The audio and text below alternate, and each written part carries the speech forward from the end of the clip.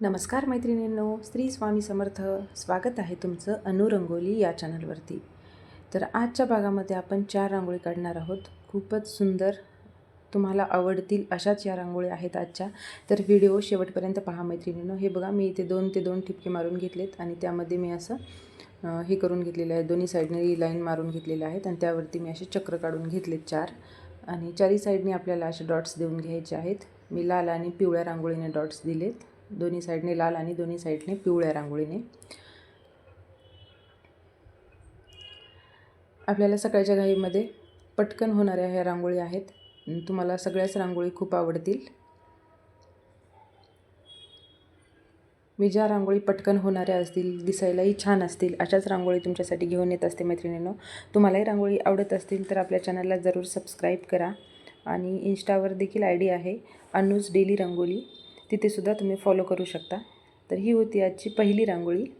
कशी वाटली तुम्हाला? खूपच सुंदर आणि युनिक रांगोळी आहे आणि झटकन काढता येणारीसुद्धा आहे. तर इथे आपण दुसरी रांगोळी काढूया. तर इथे मी एक डॉट्स देऊन घेतला आहे आणि आपल्याला गोपद्माच्या आकाराचे चारही साईडने असे काढून घ्यायचे आहेत.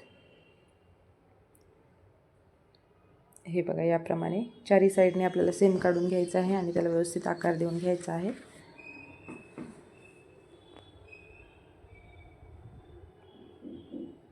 हे बघा, मी इथे व्यवस्थित आकार देऊन घेतला ह्याला.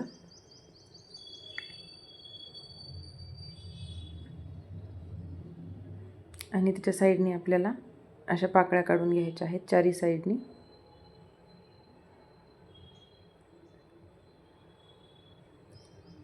छोट्या छोट्या आणि सुंदर रांगोळी पाहण्यासाठी आपल्या चॅनलला जरूर सबस्क्राईब करून ठेवा, म्हणजे मी जेव्हा व्हिडिओ अपलोड करेल ते तुमच्यापर्यंत पोहोचतील व्हिडिओ आणि तुम्हाला पाहता येतील आणि काढतासुद्धा येतील नवीन नवीन रांगोळी.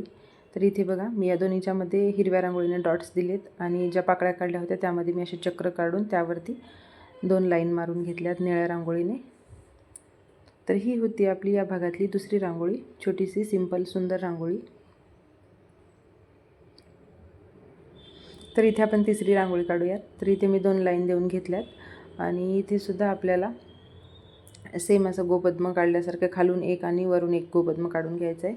यालासुद्धा व्यवस्थित आपण आकार देऊन घेऊया तिथे.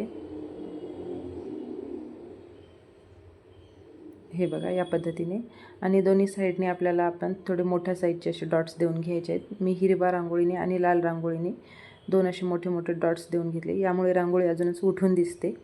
रांगोळी छोटी काढली तरी हरकत नाही आहे, फक्त त्याला आकार आणि कलर थोडेफार व्यवस्थित भरले का रांगोळी अजून उठून दिसते. छोटीशीच काढायची आपल्याला रोजच्यासाठी, सकाळच्या घाईमध्ये पटकन होणारी रांगोळी आणि दिसायलाही सुंदर दिसेल, मन प्रसन्न होईल अशा या रांगोळी असतात.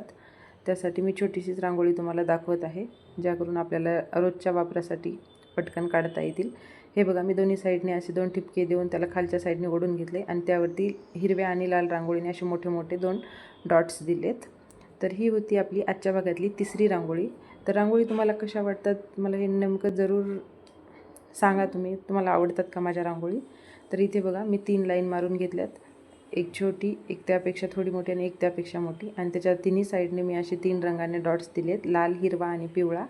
त्यावरती अशी आपण डिझाईन काढून घेऊयात. मध्ये एक गोलाकार काढून घेतला आणि त्याभोवती असे आपण तुरे काढून घेऊयात. मध्ये ऑरेंज रांगोळीने मी एक ठिपका दिला आहे मोठ्या साईजचा आणि खाली एक असं चक्र काढून घेऊयात आपण.